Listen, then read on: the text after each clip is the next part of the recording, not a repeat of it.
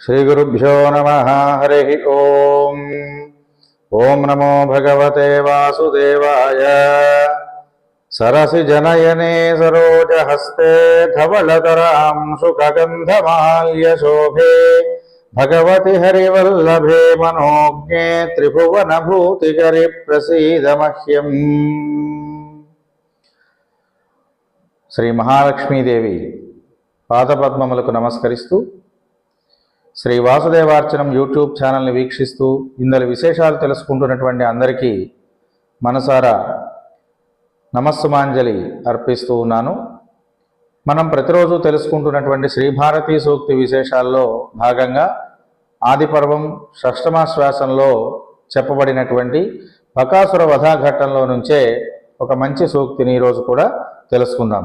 ధృతి సెడి వేడెడువాణిని అతిథిని నభ్యాగతుని భయస్థుని శరణాగతు చంపగా వడబడు దుర్మతికి ఇహమున్ పరము కలదే మతి పరికింపన్.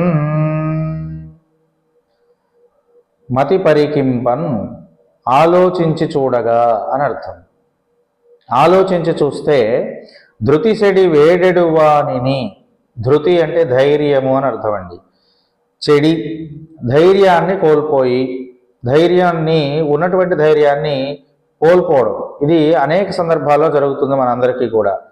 ఇలా ఎందుకు కోల్పోతామంటే చేస్తున్నటువంటి ప్రతి పని మనకు అనుకూలంగా లేకపోవడం చేత కానీ, లేకపోతే ఏదైనా ఒక ప్రయత్నాన్ని మనం చేద్దామని ప్రారంభించిన ప్రతిసారి ఏదో ఒక రకమైన ఆటంకం వచ్చి అది చెడిపోతున్నటువంటి సందర్భంలో కానీ, లేదు మనం ఏదన్నా ఒక మంచి పనిని చేద్దామనో ఇంకొక కార్యాన్ని నెరవేరుద్దామనో ప్రయత్నిస్తున్నప్పుడు అడుగడుగున ఆటంకాలు కలుగుతూ ఉన్నప్పుడు మనలో ఉన్నటువంటి ధైర్యం అనేటువంటిది కొంత సన్నగిల్లుతుంది. అంతేకాకుండా ఎదుట మనకంటే బలవంతుడు ఉన్నాడనేటువంటి ఒక ధైర్యం, బాగా ధైర్యం కలిగినటువంటి వాడు మనకంటే ముందున్నాడు అని తెలిసినప్పుడు మనలో ఉన్నటువంటి ధైర్యం కొద్దిగా సన్నగిల్లేటువంటి అవకాశం ఉంటుంది. కాబట్టి ఇట్లా ధైర్యాన్ని చెడిపోయి, ధైర్యాన్ని కోల్పోయి, ధైర్యాన్ని తగ్గిపోయి ఉండడం చేత అలా ఉన్నటువంటి వాడు వచ్చి గనక వేడెడువా నన్ను రక్షించండి అని గనక వేడుకున్నట్లయితే, తాను యుద్ధం చేయాలి, ఆ యుద్ధం చేయలేనటువంటి సందర్భంలో నా వల్ల కావడం లేదు, మీరు రక్షించండి అని వేడుకునేటువంటి వాడు. ఇది యుద్ధం అంటే యుద్ధమే కాదండి, ఏ పనైనా సరే ఒక పనిని చేయాలి అని అనుకున్నప్పుడు ఆ పని చేయలేనప్పుడు అలా చేయలేనటువంటి వాడిని ఏమంటారంటే ధృతి చెడిన వాడు అంటారు, ధైర్యాన్ని కోల్పోయిన వాడు అంటారు. ఇప్పుడు గజేంద్ర మోక్షణ కథలో గజేంద్రుడు ఆ మొసలి రాజుతోటి చాలా కాలం పోరాడి పోరాడి పోరాడి పోరాడి పోరాడి ఏం చేయాలో తెలియలేదు. ఇక తను బతకగలడో లేడో అనేటువంటి ఒక అనుమానం అతనికి వచ్చేసింది.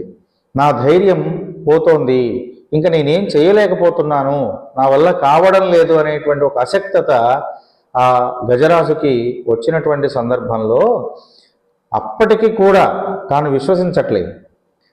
ఎవరో ఉన్నాడంటారు, దేవుడు ఉన్నాడంటారు, అక్కడ ఉన్నారంటారు, ఇక్కడ ఉన్నారంటారు, అసలు ఉన్నాడా? కలడు కలండను వాడు కలడో లేడో, గజేంద్రుడు అనుకుంటున్నటువంటి మాట ఇది. కలడు కలడు అని అందరూ అంటారు కదా, అలా ఉన్నటువంటి వాడు అసలు ఉన్నాడా లేదా? ఒకవేళ ఉంటే యవ్వని చేజనించు జగము, యవ్వని లోపల నుండు లీనమై, యవ్వని యందుడిందు పరమేశ్వరుడెవ్వడు, మూల కారణం వెవ్వడు, అనాది మధ్యలయుడెవ్వడు, సర్వము తానయైన వాడెవ్వడు, వానిన్ ఆత్మభవున్ ఈశ్వరున్ నే శరణంబు వేడెదన్. దేనికోసం? కోల్పోయినటువంటి ధైర్యాన్ని ప్రసాదించడం కోసం. ఈ గజేంద్ర మోక్షణ కథ ఏదో ఏనుగు మొసలి కథ కాదండి. ఇది చాలా తాత్వికమైనటువంటి భావాన్ని, భక్తుని ఎడల భగవంతునికి ఉండేటువంటి వాత్సల్య ప్రకటన చేయడంలో ఈ గజేంద్ర మోక్షణ కథ చాలా గొప్పది. ఇక్కడ చూడండి, గజేంద్రుడు పోరాడినంతసేపు భగవంతుడి దగ్గరికి రాలేదు. ఎందుకని? ఆ గజేంద్రుడికి నేను ధైర్యవంతుడనే అహం ఉన్నది. నేను దేన్నైనా సాధించగలననేటువంటి ఒక నమ్మకం ఉన్నది. నేను ఈ యుద్ధాన్ని చేసి దీంట్లో విజయాన్ని పొందగలననేటువంటి ఆత్మవిశ్వాసం అధికంగా ఉంది. కాబట్టి మనలో ఇవన్నీ ఉన్నంతసేపు భగవంతుడు మన దగ్గరికి రాడు. మనం తెలుసుకోవాల్సిన విషయం. అవన్నీ ఇచ్చింది ఎవరు? దేవుడే కదా. మనలో ఇవి ఉన్నటువంటివి మొత్తం అంతా కూడా నశించిపోతోంది. స్వామి, నువ్వు ఇచ్చినటువంటి ధైర్యం నశించిపోతుంది, నీవు నాకు ఇచ్చినటువంటి చైతన్యం నా నుండి దూరం అయిపోతుంది, నీవు నాకు ఇచ్చినటువంటి ఆ శక్తి సామర్థ్యాలన్నీ కూడా సన్నగిల్లిపోతున్నాయ్యా. లావొక్కింతయులేదు ధైర్యము విలోలం వయ్యే. గజేంద్రుడు సూటిగా చెప్తున్నాడు, చూసారా? ధైర్యము విలోలం వయ్యే. నేను గెలుస్తాననేటువంటి ఒక నమ్మకం చేత ఉన్నటువంటి ధైర్యం అంతా కూడా విలోలమవుతోంది, సన్నగిల్లిపోతుందయ్యా. లోలత్వాన్ని పొంది ఉన్నది, బాగా చంచలం. నేను గెలుస్తానో లేదో అనేటువంటి ఒక ఆత్మ న్యూనత భావం నాకు వచ్చేసిందయ్యా. ఒక్కింతయు లేదు, నాలో శక్తి కొంచెం కూడా లేదు, నశించిపోయిందయ్యా. ధైర్యము విలోలంబయ్యే ప్రాణంబులు ఠావులు తప్పే. ప్రాణములు ఠావులు తప్పినాయి. ఠావులు తప్పడం అంటే ఏవి ఎక్కడ ఉండాలో అవి అక్కడ లేకుండా ఎటు పడితే అటు ప్రవహిస్తున్నాయి. ఇదేమిటిది అంటే దీంట్లో ఒక పెద్ద తాత్వికమైనటువంటి భావం ఏమిటది అంటే, మనిషి శరీరంలో మొత్తం 10 రకాల గాలులు తిరుగుతూ ఉంటాయి. వాటిని ప్రాణములు అని పిలుస్తారు. ఈ 10 రకాల గాలులు ఇక్కడి నుంచి నాభికందం దగ్గర నుంచి 7 గాలులు పైకి, 3 గాలులు క్రిందికి ప్రవహిస్తాయి మన శరీరంలో ఎప్పుడు కూడా. ఈ గజేంద్రుడు ఏమంటున్నాడు? ప్రాణంబులు ఠావులు తప్పే. ఇగో ఈ 10 రకాల వాయువులు ఏది ఎక్కడికి ప్రవహించాలో అది అక్కడికి ప్రవహించట్లేదయ్యా. ఏది ఎలా పనిచేయాలో అలా పనిచేయటం లేదు స్వామి. కనుక ఉన్నవా నీవే తప్పని తప్పరంబు ఎరుగన్ మన్నింపందగు దీనునిన్. ఇప్పటిదాకా నేను అనేటువంటి ఒక అహంకారం చేత పోరాడానయ్యా స్వామి, నా మన్నింపందగు దీనునైపోయానయ్యా, నన్ను మన్నిస్తావా, కాపాడుతావా అని ప్రార్థన చేస్తున్నాడు. ఇది ధైర్యం చెడిపోవడము అంటే. చేసినంతసేపు మన ప్రయత్నాన్ని మనం చేయాల్సిందే. కర్మణ్యేవా అధికారస్తే మా ఫలేషు కదాచన అని కదా పరమాత్మ చెప్పిన మాట. నీవు చేయవలసినటువంటి పనిని నువ్వు చేయాల్సిందే, ఫలితాన్ని గురించి పరమాత్మ చూస్తాడని. కాబట్టి మనం మన శక్తికి అనుసరించి పని చేయడమే మన ధర్మం. అలాంటి శక్త్యానుసారంగా పనిని చేస్తూ ఉన్నప్పటికీ కూడా ఆ పనిలో విజయాన్ని పొందలేమేమో అనేటువంటి ఒక భయం మనిషికి ఉంటుంది. అలాంటి ఒక భయం మనకి కలిగినప్పుడు ఆ భయం చేత వచ్చేటువంటి దాన్నే ధైర్య విలోలత్వము అని పిలుస్తారు. ఆ ధైర్యాన్ని కోల్పోవడం అంటున్నాం. అలా ధైర్యాన్ని కోల్పోయి శరణు వేడినటువంటి వాడిని, నువ్వు అప్ప నాకు దిక్కు లేదయా, నువ్వు కాపాడాల్సిందే అంటూ మన దగ్గరికి వచ్చినటువంటి వాడిని, ధృతిసెడి వేడెడు వానిని అతిథిని అభ్యాగతుని. అతిథి అంటే ఎవరు? తిథి సమయమునకు వచ్చువాడు, భోజనం చేసేటువంటి సమయంలో వచ్చేవాడు. మనం కూర్చొని భోజనం చేస్తున్నాం అనుకోండి, ఆ సమయంలో వచ్చినటువంటి బంధువు కావచ్చు, స్నేహితుడు కావచ్చు, ఆత్మీయుడు కావచ్చు, మరొకరు కావచ్చు, ఎవరైనా సరే మన గుమ్మంలోకి వచ్చినటువంటి వాళ్ళు, భోజనం చేస్తున్నటువంటి సమయంలో మన గుమ్మంలోనికి వచ్చినటువంటి వాళ్ళని అతిథులు అని పిలుస్తారు. అట్లా వచ్చినటువంటి వాడికి మనం ఏం చేయాలి? భోజనం తప్పనిసరిగా పెట్టాలి. అంతే తప్ప ఏమైనా నేను అన్నం తింటాను, కాసేపు ఆగి రాపో, ఇప్పుడు కాదులే తర్వాత రాపో, ఇలా చెప్పకూడదట. అలాగే అభ్యాగతుడు అంటే భోజనం చేయడానికి ముందుగా వచ్చినవాడు.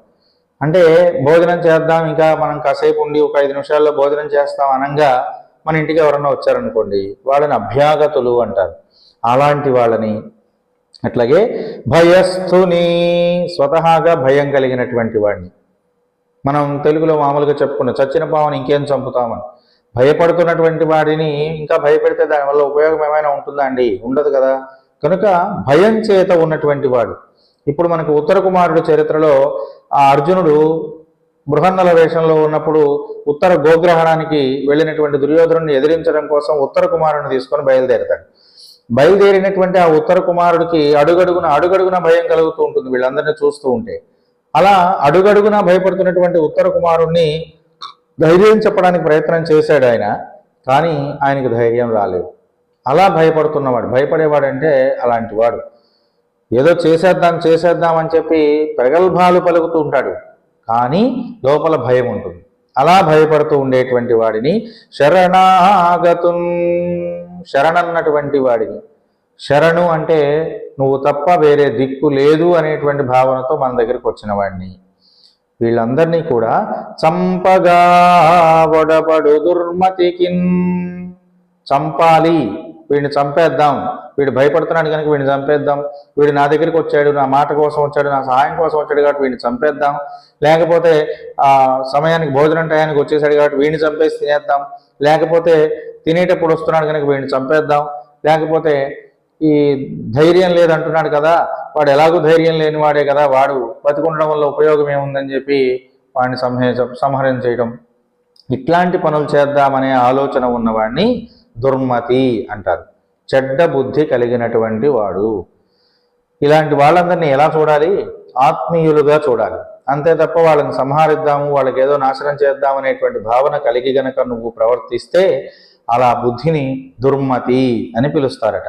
అలాంటి దుర్మతికి శరణు వచ్చిన వాడిని, భయపడుతున్నటువంటి వాడిని, అభ్యాగతుణ్ణి, అతిథిని, ధైర్యాన్ని చెడిపోయినటువంటి వాడిని, వీళ్ళందరినీ కూడా చెడ్డ బుద్ధితో ఆలోచిస్తూ ఉన్నటువంటి వాడికి ఇహమున్ పరమున్ కలదే.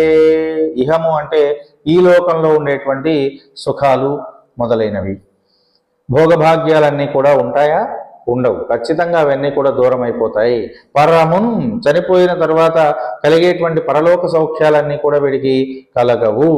కనుక ఎప్పుడు ఇలా వచ్చినటువంటి వాళ్ళందరినీ కాపాడడానికే ప్రయత్నం చేయాలి, చేతనైనంత సహాయమే చేయాలి తప్ప వాళ్ళను ఇబ్బందుల పాలు చేయవద్దు అని ఈ సూక్తి ద్వారా మనకు నన్నయ్య గారు తెలియజేస్తున్నారండి.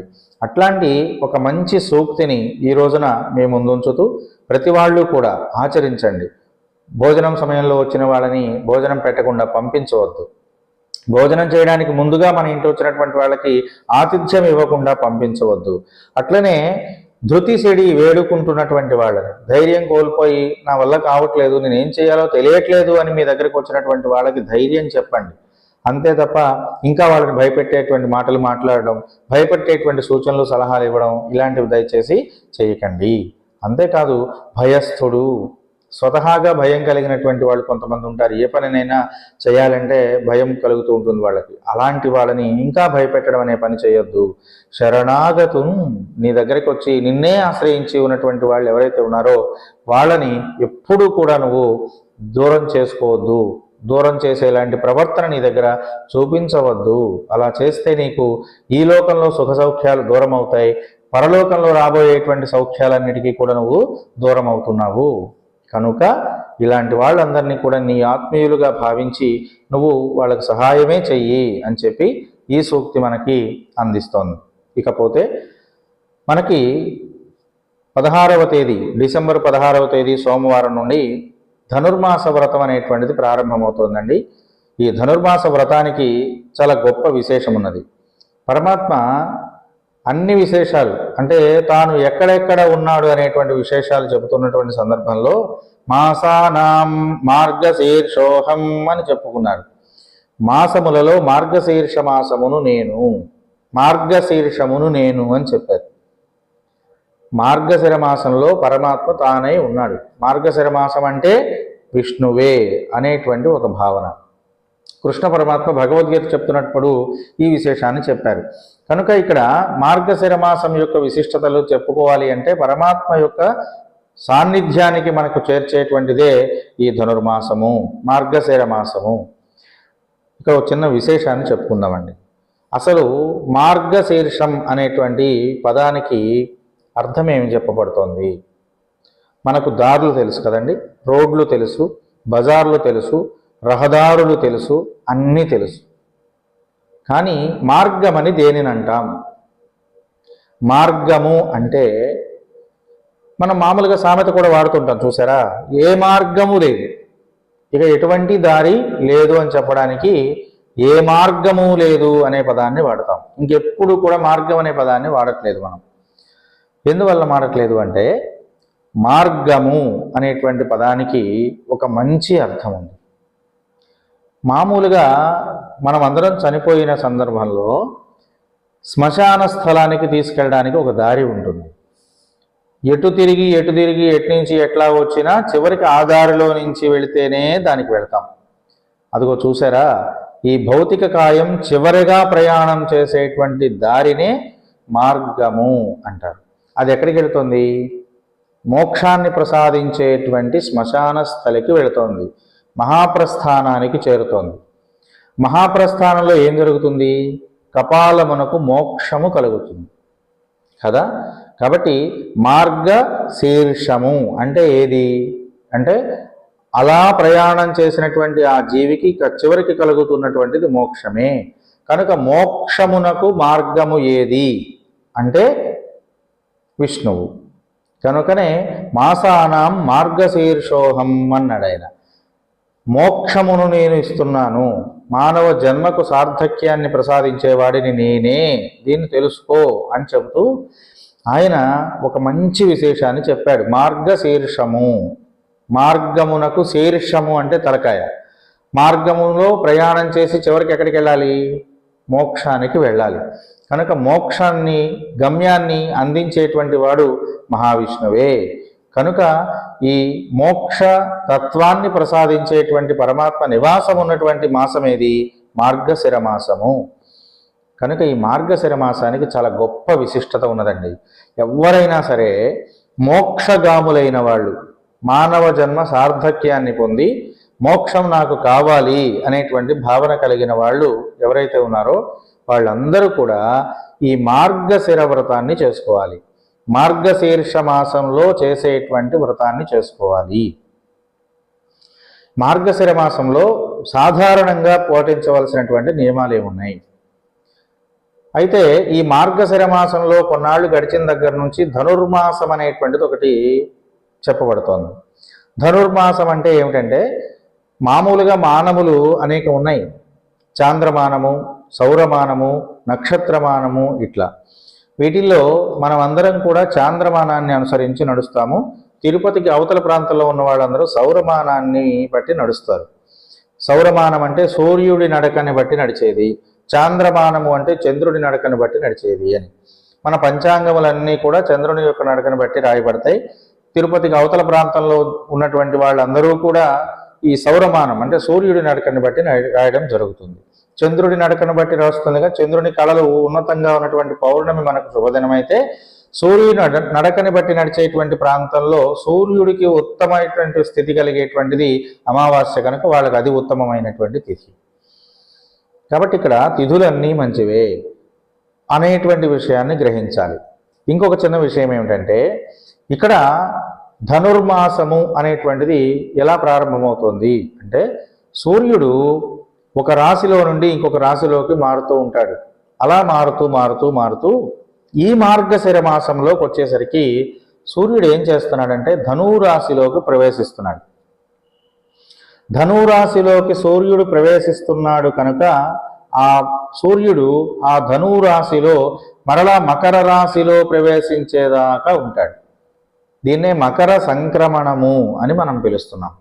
కాబట్టి సూర్యుడు ధనురాశిలో ప్రవేశించింది మొదలు మకర రాశిలో ప్రవేశించేంత వరకు ఉన్నటువంటి ఒక 30 రోజుల వ్యవధిని ధనుర్మాసము అని పిలుస్తున్నారు. ఇది 30 రోజులే ఉంటుంది కనుక మాస పరిధిని కలిగి ఉంది కనుక దానికి మాస పరిధిలో ఉన్న ధనుర్మాసము అని పిలిచారు. సూర్యుడు ఏ రాశిలోనూ ఇలా దాదాపుగా 30 రోజులు పరిపూర్ణంగా ఉండకపోవచ్చు, కానీ ఈ మాసంలో మాత్రం 30 రోజులు ధనురాశిలోనే ఉంటాడు. కనుక ఇక్కడ ధనుర్మాసం అనేటువంటిది పిలువబడుతోంది సూర్య భగవానుడి యొక్క నడకని బట్టి. అయితే భగవంతుడంటే వెలుగు అని, సూర్యుడని మనం చెప్పుకుంటున్నాం కదా. కాంతిమయుడైనటువంటి పరమాత్మ మనల్ని అందరినీ అనుగ్రహిస్తున్నాడని కదా. కనుక ఇక్కడ సూర్య భగవానుడు అనేటువంటి వాడు విష్ణు స్వరూపుడై ధనురాశిలో నివసిస్తున్నాడు. కనుక విష్ణువుకు ప్రాధాన్యత కలిగినటువంటి మాసం ఇది అని చెప్పారు. అట్లా విష్ణుమూర్తి యొక్క ఆరాధనలు చేయడం చేత మోక్షగాములు ఎవరైతే ఉన్నారో వాళ్ళందరికీ కూడా మోక్షము కలుగుతుంది. మోక్షం అంటే ఏమిటి? జన్మ సార్థక్యం. మనం అందరం ఎక్కడికి వెళ్ళాలనే ప్రయత్నం అండి. ఈ పనులన్నీ చేస్తున్నాం. దేనికోసం చేస్తున్నాము అంటే హైందవ సమాజంలో హిందూ సంస్కృతిని ఆచరించేటువంటి వాళ్ళు, సనాతన ధర్మాన్ని అవలంబిస్తున్నటువంటి వాళ్ళు అందరూ కూడా కోరుకునేది ఏమిటి అంటే మోక్షమే. ఈ మోక్షములు 4 రకాలుగా చెప్పబడుతున్నాయి. అవేమిటివి అంటే, ఒకటి సాలోక్య ముక్తి. సాలోక్యము అంటే ఆ లోకం దాకా వెళ్ళడం. ఏ లోకము?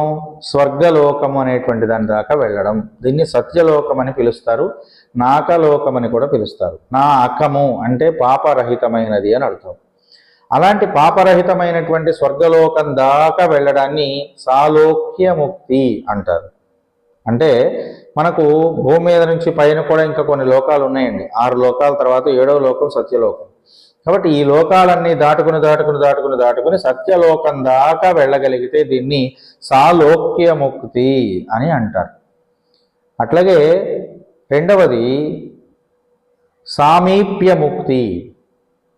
సామీప్యము అంటే పరమాత్మ లోకం దాకా వెళ్ళాము, ఆయన దగ్గరికి వెళ్ళడం, ఆయన సమీపానికి వెళ్ళడం. దీన్ని సామీప్యముక్తి అని అంటారు. ఆయన దగ్గర తిరుగుతూ ఉండడం అన్నమాట. ఇక రెండవది అంటే ఇంకా బాగా పుణ్యం చేసుకున్నటువంటి వాళ్ళందరూ కూడా సామీప్యముక్తిని పొందుతారు. అక్కడ చక్కగా పరమాత్మ సేవ చేసుకుంటూ జీవితాన్ని గడుపుతున్నటువంటి వాడు ఎవరైతే ఉన్నారో ఆ మానవుడు సారూప్యముక్తిని పొందుతున్నాడు. సారూప్యము అంటే పరమాత్మలాగానే తను కూడా ఉంటాడు. మీరందరూ గమనిస్తే తెలుస్తుంది, దేవతలందరూ కూడా ఒకే రకంగా ఉన్నట్టుగా కనిపిస్తారు మనకి.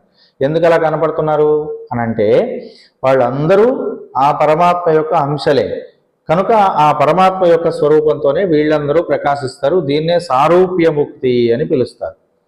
ఈ సారూప్యముక్తి తన రూపాన్ని పొంది వెధవ పనులు చేయకుండా తాను ఎలాగైతే ప్రపంచాన్ని కాపాడడం కోసం ప్రయత్నం చేస్తున్నాడో, లోక కళ్యాణం కోసం మాత్రమే తన యొక్క ప్రవర్తన పరిఢవిల్లుతూ ఉన్నదో, అలాంటి ప్రవర్తనతో ఎవరైతే ఉంటున్నారో అలాంటి వాడికి స్వామి ఏం చేస్తారట?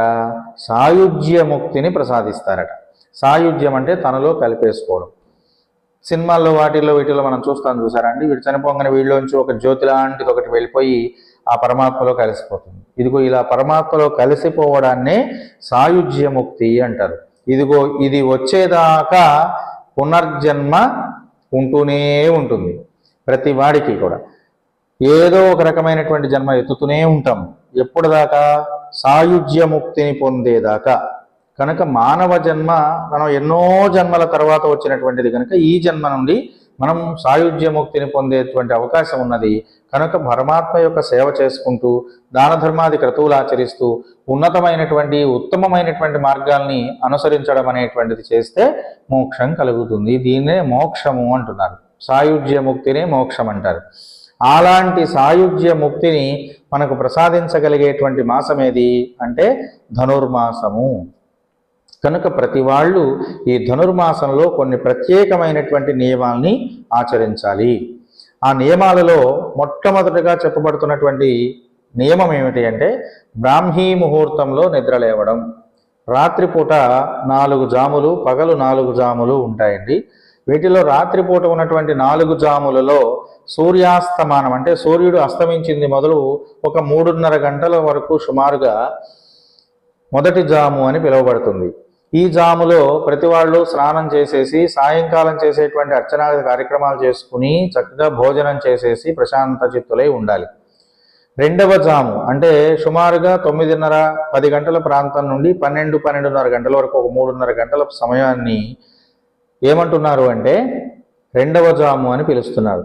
ఈ రెండవ జాములో కుటుంబ సంబంధమైనటువంటి సాంసారిక సంబంధమైనటువంటి విశేషాలన్నింటినీ కూడా అనుభవించడం లేదా ఆ సాంసారిక సంబంధమైనటువంటి అనుభవాలను మొదలైన వాటిని ఇతరులతో పంచుకోవడం, ఇట్లాంటివి కుటుంబ సంబంధమైనటువంటి బాధ్యతలను గృహస్థులు స్వీకరించుకోవాలి. అట్లాగే ఇక 3వ జాము అంటే 12:30 గంటల ప్రాంతం నుంచి సుమారుగా మరలా 3:30 గంటల వరకు అంటే తెల్లవారుజామున 3:30, 4 గంటల వరకు కూడా 3వ జాము అని పిలువబడుతుంది. ఈ 3వ జాములో ఖచ్చితంగా అందరూ కూడా నిద్ర మాత్రమే పోవాలి. ఇలా నిద్రించినటువంటి మానవుడు తెల్లవారుజాము అని దానికి పేరు. 4వ జామునే తెల్లవారుజాము అంటారు. ఇది సుమారుగా 3:30 నుండి 4 గంటల ప్రాంతంలో ప్రారంభమై సూర్యోదయం వరకు ఉంటుంది. కాబట్టి బ్రాహ్మీ ముహూర్తము అని దేన్ని పిలుస్తారంటే సూర్యోదయానికి ఒక 40 నిమిషాల కంటే ముందు ఉన్నటువంటి సమయాన్ని బ్రాహ్మీ ముహూర్తము అని పిలుస్తారు. కాబట్టి బ్రాహ్మీ ముహూర్తంలో నిద్రలేవాలి. 4 గంటల ప్రాంతంలోనే నిద్రలేచి స్నానం చేయాలండి. అసలు ధనుర్మాస వ్రతంలో ఉన్న గొప్ప విశేషం ఏమిటంటే స్నానం ఆచరించడమే. దీన్ని స్నాన వ్రతము అని కూడా పిలుస్తారు. తెల్లవారుజామునే బ్రాహ్మీ ముహూర్తంలో ప్రతి వాళ్ళు నిద్రలేవాలి. చల్లటి నీళ్లతోనే స్నానం ఆచరించాలి. అంతే తప్ప చలిగా ఉంటుంది కదా అని చెప్పి గోరువెచ్చటి నీళ్లు పోసుకోవడం ఇట్లాంటి పనులు చేయకూడదు. తల మీద స్నానం చేయాలి చల్లటి నీటితోటి. అట్లాగే ఈ నెల రోజులు కూడా పాలు, పెరుగు, అలాగే నెయ్యి ద్రవ్యాల్ని మనం తినకూడదు. పరమాత్మకు మాత్రమే నివేదన పెట్టాలి తప్ప మనం ఈ 3 పదార్థాలని స్వీకరించకుండా ఉండాలి. అంతేకాకుండా మార్గశిర మాసంలో పరమాత్మకి ఇష్టమైనటువంటి శ్రీకృష్ణ భగవానుడికి ఇష్టమైనటువంటి కృష్ణ భగవానుడి యొక్క లీలా విశేషాల గురించి చర్చించిన భాగవత పురాణాన్ని పారాయణ చేసుకోవడం, భాగవత పురాణాన్ని ప్రతిరోజు చదువుకోవడం, లేదా భాగవతంలో ఉన్నటువంటి విశేషాలను తెలుసుకుంటూ ఉండడం, ఇలాంటివి చేస్తే మంచి ఫలితాలు మనందరికీ కూడా లభిస్తాయి. అట్లాగే కృష్ణ సంబంధమైనటువంటి నామ జపం చేయడం, శ్రీకృష్ణ పరమాత్మ యొక్క నామ జపాన్ని చేసుకోవడం ద్వారా ఈ ధనుర్మాసంలో మంచి ఫలితాలు అందరికీ కూడా లభిస్తాయి. ఇవన్నీ మేము చేయలేమండి, ఏం చేస్తే మంచి ఫలితం కలుగుతుంది? విష్ణు సహస్రనామ స్తోత్రాన్ని పారాయణ చేయండి. లక్ష్మీ అష్టోత్తర శతనామ స్తోత్రముతో కూడుకుని ఉన్న విష్ణు సహస్రనామ స్తోత్ర పారాయణం చేసుకోవాలి. అందరూ కూడా విష్ణు సహస్రనామ స్తోత్ర పారాయణం చేయడం అంటే విష్ణు సహస్రనామ స్తోత్రం వరకు చదివేసి ఊరుకుంటే అది ఉపయోగపడదండి. లక్ష్మీ నారాయణులు ఎదురు ఉంటేనే అది శాంతం సానుకూలమవుతుంది. కనుక ముందుగా విష్ణు సహస్రనామ స్తోత్ర పారాయణ చేసి, అది కాగానే లక్ష్మీ అష్టోత్తర శతనామ స్తోత్ర పారాయణ చేసి లక్ష్మీనారాయణులు ఇద్దరిని కూడా ధ్యానించాలి. అలా చేయడం చేత కూడా మంచి ఫలితాలు లభిస్తాయి. ఒకవేళ మేము చదువుకోలేమండి, అప్పుడు ఏం చేయమంటారు అన్నప్పుడు ఈ విష్ణు సహస్రనామ స్తోత్రాన్ని, లక్ష్మీ అష్టోత్తర శతనామ స్తోత్రాన్ని కనీసం ప్రశాంత చిత్తులై స్నానమాచరించిన వెంటనే కూర్చుని విన్నట్లయితే దాని ఫలితం చేత అనేక రకాల మంచి ప్రయోజనాలు కలుగుతాయి అని చెప్తున్నారు. వీటితో పాటు విష్ణుమూర్తికి క్షీర నివేదన చేయాలి. అంటే పాలను నివేదన పెట్టడం ద్వారా, పాలు నివేదన పెట్టమన్నారు కదా అని పచ్చిపాలు తీసుకొచ్చి ఆ పట్ట పెట్టేయకూడదండి. ఆ పాలని కొంచెం గోరువెచ్చగా కాచి దాంట్లో పచ్చకర్పూరము, యాలుకలు, పంచదార మొదలైనటువంటి ద్రవ్యాలు, సుగంధ ద్రవ్యాలు వేసి చక్కగా రుచికరంగా వాటిని తయారు చేసి, ఆ రుచికరమైనటువంటి పాలు గోరువెచ్చనగా తయారు చేసినటువంటి పాలు స్వామికి నివేదన పెట్టాలి. అలా నివేదన పెట్టడం ద్వారా మంచి ఫలితాలు మనకు కలుగుతాయి. ఈ మంచి ఫలితాలు అంటున్నారు కదండి, అవి ఏమిటి అంటే మోక్షం కలగడం, ఈ జన్మ సార్థక్యాన్ని మనం పొందుతాం. అంతేకాదు అనారోగ్య బాధల నుండి కూడా ఈ ధనుర్మాస వ్రతం మనుషుల్ని బయటపడేస్తుంది. అంతేకాదు మానసికమైనటువంటి వేదనల నుండి ఈ ధనుర్మాస వ్రతం మనిషిని ఉత్తీర్ణుణ్ణి చేస్తుంది. అంతేకాదు మనస్సులో ఉన్నటువంటి కోరికలను తప్పనిసరిగా నెరవేరుస్తుంది ధనుర్మాస వ్రతం. నువ్వు ఏ కోరికతో అయితే ఈ వ్రతం చేస్తున్నావో ఆ కోరికని తప్పనిసరిగా నెరవేరుస్తుంది. అంతేకాదు మనిషి యొక్క జీవన గమనంలో మార్పుని తీసుకొస్తుంది. మనం శారీరకమైనటువంటి అనేక రకాలైన నియమాలకు అలవాటు పడిపోతామండి ధనుర్మాసంలో నియమాలు గనక పాటించడం ప్రారంభం చేస్తే. అందుచేత ఈ ధనుర్మాస వ్రతాన్ని ఆచరించుకోవడంలో ఇవన్నీ కూడా చెప్పబడుతున్నాయి.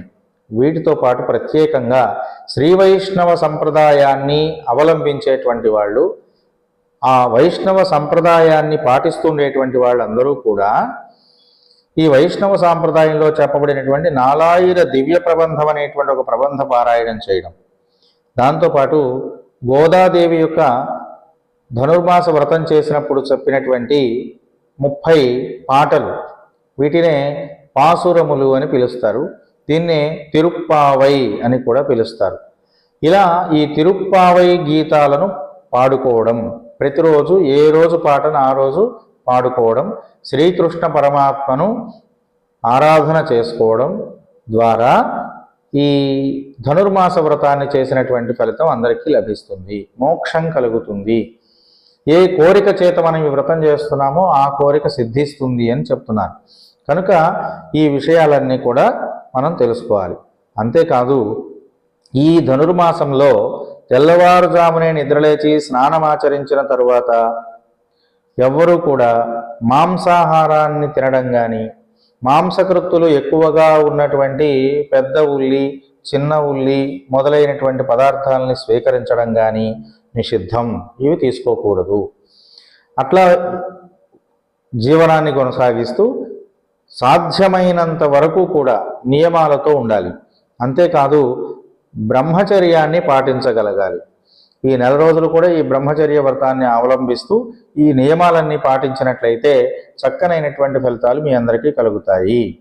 వీటన్నిటితో పాటు కృష్ణ పరమాత్మ యొక్క రూపు కానీ, కృష్ణ పరమాత్మ యొక్క బింబాన్ని కానీ, అంటే విగ్రహం లేదా చిన్న బొమ్మ ఏదైనా ఒకటి తీసుకుని కానీ, లేదా ఒక సాలగ్రామంలో కృష్ణ పరమాత్మను ఆవాహన చేసుకుని కానీ, దానికి క్షీర స్నపనం చేయడం, అంటే ఆవు పాలతో అభిషేకం చేయడం. అభిషేకం అని మామూలుగా సంప్రదాయాల్లో మనం పిలుచుకుంటాం. దీన్ని స్నపనము అని పిలుస్తారు. స్నపనం అంటే దానితో తడపడం అని అర్థం.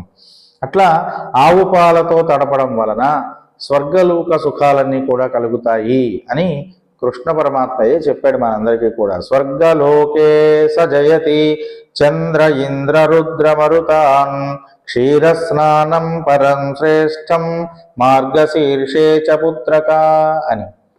కనుక మార్గశిర మాసంలో ఎవరైతే పరమాత్మను క్షీరము చేత పాలతోటి అభిషేకం చేస్తున్నారో వాళ్ళందరికీ కూడా సూర్యుడు, చంద్రుడు, ఇంద్రుడు వీళ్ళందరూ నివాసం బతికి ఉన్నంతకాలం, వాళ్ళందరూ ఉన్నంత కాలము కూడా వీడికి స్వర్గ సుఖాలు నిలబడి ఉంటాయట.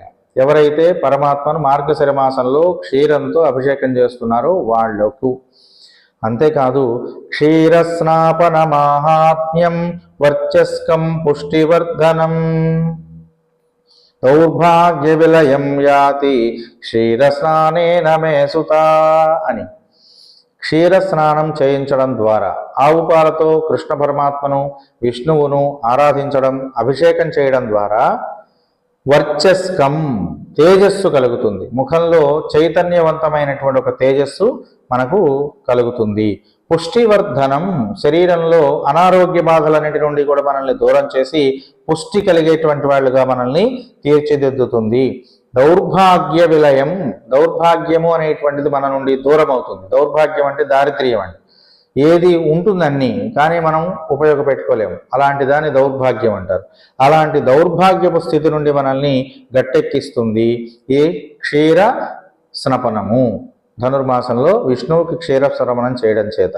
అంతేకాదు సేవతే తులసీపత్రై నిత్యమామలకైశ్చయ మార్గశీర్షే సదా భక్త్యా సలభేత్ వాంఛితం ఫలం. ఈ మార్గశిర మాసంలో తులసీ దళముల చేత విష్ణువుని అర్చించడం ద్వారా, ఆమలకముల చేత అంటే ఉసిరి మొదలైనటువంటి ద్రవ్యముల చేత ఈ విష్ణువుని పూజించడం ద్వారా, తులసీ దళములను సమర్పించడం ద్వారా ఖచ్చితంగా మార్గశిర మాసంలో ఈ తులసి దళాన్ని ఎవరైతే భక్తితో విష్ణువుకు సమర్పిస్తున్నారో, భక్తి ప్రధానమండి ఇక్కడ. ఏదో తెమ్మన్నారు కదా, తెచ్చాం కదా, ఇచ్చాం కదా అన్నట్లు ఇస్తే కుదరదు. భక్తి చేత సమర్పణ చేయాలి. అలా చేస్తే సలభేత్ వాంఛితం ఫలం అని, మనస్సులో ఏ కోరికతో నువ్వు ఆ ఫలాన్ని పొందుతున్నావో ఆ ఫలితం నీకు వస్తుంది. గోదామ్మవారు కూడా ఇలాగే తులసి మాలలు కట్టి స్వామికి సమర్పించి మనస్సులో ఉన్నటువంటి మనోరథాన్ని, పరమాత్మను వివాహం చేసుకోవాలనేటువంటి కోరికను సాధించుకున్నది. కనుక మార్గశీర్ష మాసంలో తులసి దళముతో విష్ణువును అర్చన చేయడం చేత మనస్సులో ఉన్న కోరికలు తప్పకుండా నెరవేరుతాయి. జాతి పుష్ప సహస్రేణ, ఇక్కడ ఇంకొక విశేషం చెప్తున్నారు. జాతి పుష్పం అంటే జాజి పువ్వులు. ఈ జాజి పువ్వులు సుమారుగా 1000 పూలను ఉండేలాగా చూసి ఒక మాల కట్టి అది విష్ణువుకు సమర్పించడం ద్వారా మనస్సులో ఉన్న కోరికలు నెరవేరుతాయి. అంతేకాకుండా మన జీవితంలో ఉన్నటువంటి అనేక రకాల దుర్గంధాలన్నీ పోతాయి, చెడులన్నీ కూడా పోయి సుగంధం అనేటువంటిది మన జీవితాల్లో వ్యాపిస్తుంది. అంతేకాకుండా బ్రాహ్మీ ముహూర్తంలో లేచి విష్ణువుని అర్చన చేయడం, స్నానం చేయడం, అట్లాగే అర్చన చేస్తున్నటువంటి దేవాలయంలో మనం వెళ్ళి అక్కడ స్వామికి సమర్పించినటువంటి నీరాజనం అంటే హారతి ఇస్తారు కదండి, పూజ అంతా అయిపోయిన తర్వాత ఆ హారతి ఇచ్చేటువంటి సమయంలో స్వామిని దర్శనం చేసుకుని ఆ హారతిని నేత్రములకు అద్దుకున్నటువంటి వాడు ఎవరైతే ఉన్నారో ఆ మానవుడు ఏం సాధిస్తున్నాడట, 7 జన్మలలో రాబోయేటువంటి 7 జన్మల్లోనూ కూడా బ్రాహ్మణుడుగా జన్మిస్తాడట. అంటే చూడండి, ఉత్తమ గతి కలుగుతుంది అని, ఉత్తమమైనటువంటి జన్మ వాడికి వస్తుంది. ఎప్పుడు ఈ ధనుర్మాసం 9 రోజులు కూడా బ్రాహ్మీ ముహూర్తంలో నిద్రలేచి స్నానం చేసి విష్ణు దేవాలయానికి వెళ్ళి అక్కడ అర్చన అయిపోయిన తర్వాత ఇచ్చినటువంటి హారతిని కళ్ళకద్దుకోవడం ద్వారా ఈ ఫలితం కలుగుతుంది, ఉత్తమ స్థితి కలుగుతుంది అని చెబుతున్నారు. అట్లాగే పరమోత్కృష్టమైనటువంటి బ్రాహ్మణుల యొక్క జన్మ వాడికి లభిస్తుంది అంటూ ఈ ధనుర్మాస వైభవాన్ని చెబుతున్నారండి. దీంతో పాటు కృష్ణ నామ జపం చేయడం, శ్రీకృష్ణ శ్రీకృష్ణ శ్రీకృష్ణ అనుకుంటూ ఉండడం, లేదా కృష్ణ కృష్ణ అనేటువంటి కృష్ణ నామాన్ని జపిస్తూ ఉండడం. హరే రామ రామ రామ హరే హరే, హరే కృష్ణ కృష్ణ కృష్ణ హరే హరే అనేటువంటి నామాన్ని జపం చేయడం. ఇట్లా శ్రీకృష్ణ పరమాత్మ సంబంధమైనటువంటి నామ జపం ద్వారా ఈ ధనుర్మాసం యొక్క గొప్పతనాన్ని మనం తెలుసుకోగలుగుతున్నాం. ప్రతి వాళ్ళు ఎల్లుండి ఉదయాన్నే నుండి ధనుర్మాస స్నానాన్ని ఆచరించడం, ఇట్లాంటి ఈ నియమాలన్నీ పాటించడం అనేటువంటిది చేయండి. చక్కనైనటువంటి ఫలితాలు మీకు కలుగుతాయి. మీ మనోరథం నెరవేరుతుంది, మీ కష్టాలన్నీ తొలగుతాయి, అనారోగ్య బాధల నుండి మీరందరూ కూడా విముక్తులవుతారు, ఆరోగ్యవంతమైనటువంటి సుఖవంతమైనటువంటి జీవితాన్ని పొందుతారు. కాబట్టి ఈ ధనుర్మాసం మనకు వచ్చినటువంటి మహద్ అవకాశంగా భావించండి. పరమాత్మ మన కోసం ఇచ్చినటువంటిదిగా భావించి ప్రతి వాళ్ళు ఈ కైంకర్యాన్ని సేవించుకోండి అని చెప్పి అందరికీ తెలియజేస్తూ, రేపటి నుంచి ఈ ధనుర్మాసంలో ప్రతిరోజు చెప్పుకునేటువంటి ఈ గోదాదేవి స్తుతికి సంబంధించినటువంటి తిరుప్పావై శ్లోకాలు, తిరుప్పావైలో చెప్పబడుతున్నటువంటి పాసురాలు రోజు ఒక్క పాసురం చొప్పున ఆయా విశేషాలను గురించి కూడా తెలుసుకుందాం. అందులో ఉన్నటువంటి స్వారస్యం ఏమిటి, గోదా అమ్మవారికి పరమాత్మ ప్రత్యక్షం అవ్వడానికి గల కారణాలు ఏమిటి, ఈ విశేషాలన్నీ కూడా ప్రతిరోజు ఒక్కొక్కటి చెప్పుకుంటూ ముందుకు వెళదాం. ఈ విషయాలన్నీ కూడా అందరూ తెలుసుకుని పరమాత్మ యొక్క సాక్షాత్కారాన్ని పొందుతారని చెప్పి ఆశిస్తూ మీ దిట్టకవి గోపాలాచార్యులు. స్వస్తి సర్వేషాం సమస్త సన్మంగళాని భవంతు, లోకాః సమస్తాః సుఖినో భవంతు. స్వస్తి.